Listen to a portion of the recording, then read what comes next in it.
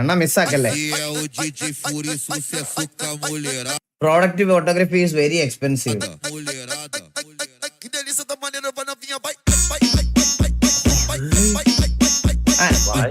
ഇപ്പൊ വേറൊരു കാര്യം ഉണ്ടടാ. ഇപ്പൊ ജസ്റ്റ് ഒരു ഫോട്ടോ മാത്രം കിട്ടിയാൽ മതി.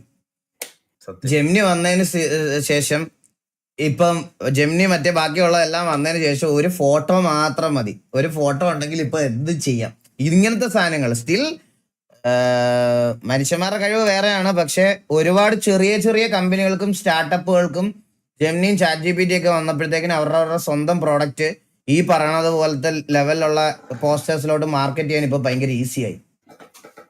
നമ്മൾ എന്തൊക്കെ പറഞ്ഞാലും AI ഡിസൈനേഴ്സിനെ റീപ്ലേസ് ചെയ്തില്ലെന്നൊക്കെ പറഞ്ഞാൽ പോലും ഈ ഒരു ലെവൽ സാധനമൊക്കെ തന്നെ ചെയ്യാൻ ഇവിടുത്തെ നോർമൽ ഫ്രീലാൻസേഴ്സ് ആക്ച്വലി ചിലപ്പോൾ 1000-2000 രൂപയൊക്കെ മേടിച്ച് ചെയ്തുകൊണ്ടിരുന്നവർക്ക് പകരം ഇപ്പം AI കയറി ചുമ്മാ പ്രോംപ്റ്റ് അടിച്ചു കൊടുത്ത് ചെയ്യുന്ന രീതിയായി. അത് കുറെ പേരുടെ ജോലി ഓൾറെഡി പോയി.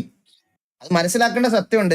എല്ലാവരും നമ്മളുടെ പറയും ഓക്കെ എക്സ്ട്രീം പീക്ക് ഡിസൈൻസ് ഒക്കെ AI റീപ്ലേസ് ചെയ്യാൻ പറ്റത്തില്ല. പക്ഷെ ഇങ്ങനത്തെ സാധനങ്ങൾ ഓൾറെഡി ടേക്ക് ഓവർ ചെയ്ത് കഴിഞ്ഞു ഗൈസ്. അത് നമ്മൾ സമ്മതിച്ചു കൊടുക്കേണ്ട ഒരു കാര്യം കൂടാ. കുറെ ഇതൊക്കെ ഈ ചെറിയ ചെറിയ ഫ്രീലാൻസേഴ്സിനൊക്കെ വായി കിട്ടിയ സാധനമാണ് ഇങ്ങനത്തെ ഡിസൈൻസ് ഒക്കെ അവർ